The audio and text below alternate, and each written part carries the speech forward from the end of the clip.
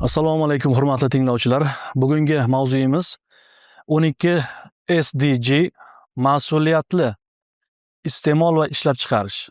Maqsadi jamiyat va tashkilotlarni resurslardan samarali foydalanishga, chiqindilarni kamaytirishga hamda ekologik xavfsiz ishlab chiqarishga o'tishga chorlaydi. SDG 12 albatta o'sha barqaror rivojlanish maqsadi dunyo bo'ylab resurslardan samarali foydalanish, chiqindilarni kamaytirish va ekologik barqaror ishlab chiqarish hamda iste'molni ta'minlashga qaratilgan. Asosiy maqsadi tabiiy resurslardan oqilona foydalanish orqali iqtisodiy rivojlanishni ta'minlash, atrof muhitga zarar yetkazishni kamaytirish va kelajak avlodlar uchun barqaror hayot sharoitlarini saqlab qolishdir. SDG 12 ning asosiy yo'nalishlari: resurslardan samarali foydalanish, suv, energiya, xom ashyo va oziq-ovqat isrofini kamaytirish, chiqindilarni qisqartirish, qayta ishlash, qayta foydalanish va kamaytirish, barqaror ishlab chiqarish, ekologik toza texnologiyalar va energiya tejamkor usullari, mas'uliyatli iste'mol, ongli xarid, ortiqcha iste'moldan voz kechish, kimyoviy moddalar va chiqindilarni xavfsiz boshqarish. Nima uchun SDG 12 muhim? Dunyo bo'yicha ishlab chiqarilgan oziq-ovqatning katta qismi isrof bo'ladi. Haddan tashqari iste'mol iqlim o'zgarishiga va tabiiy resurslarning kamayishiga olib keladi. Chiqindilar sog'liq va atrof muhitga jiddiy zarar yetkazadi.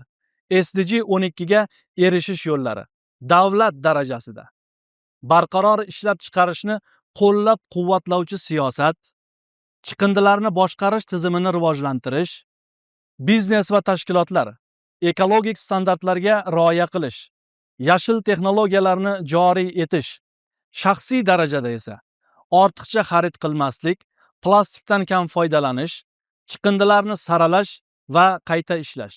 Kutilayotgan natijalarimiz esa albatta toza atrof muhit, barqaror iqtisodiy o'sish, resurslarning uzoq muddat saqlanishi, aholi salomatligining yaxshilanishidadir. Bu borada albatta Termiz iqtisodiyot va servis universiteti chiqindisiz ishlab chiqarish, qayta ishlash, barqaror xarid va nol chiqindi strategiyalarini muvaffaqiyatli tatbiq qilib kelmoqda. Termiz iqtisodiyot va servis universitetining barcha kampuslarida quyosh panellari, energiya tejamkor, harakatni sezuvchi LED chiroqlari o'rnatilgan. Termiz iqtisodiyot va servis universitetining binolarida 7 milliard 100 ming so'mlik 1380 kWh quvvatli quyosh paneli o'rnatilgan. Hududiy elektr tarmoqlari aksiyadorlik jamiyatiga bir yilda 34 ming kWh, 20 million 400 ming so'mlik elektr energiyasi sotildi.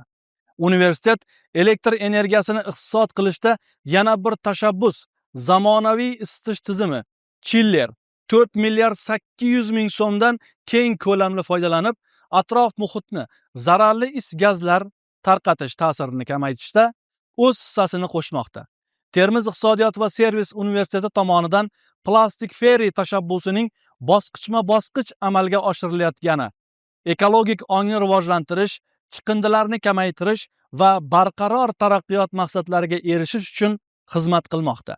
Universitet ushbu yo'nalishda o'z sadoqatini amaliy harakatlar orqali namoyon etmoqda. Asosiy tashabbuslarimiz: plastiksiz kampus tashabbusi. Bunda bino hududlari va zallarida chiqindi uchun mo'ljallangan maxsus idishlar o'rnatilganligi. Raqamli transformatsiya tashabbusi. No paper siyosati doirasida ta'lim va hujjat yuritish to'liq raqamlashtirilgan. Qog'oz sarfini kamaytirish orqali chiqindilarni minimallashtirishga erishilgan. 3. Talabalar ishtiroki. Talabalar ekologik aksiyalar, musobaqalar va loyihalarda ishtirok etib kelmoqda.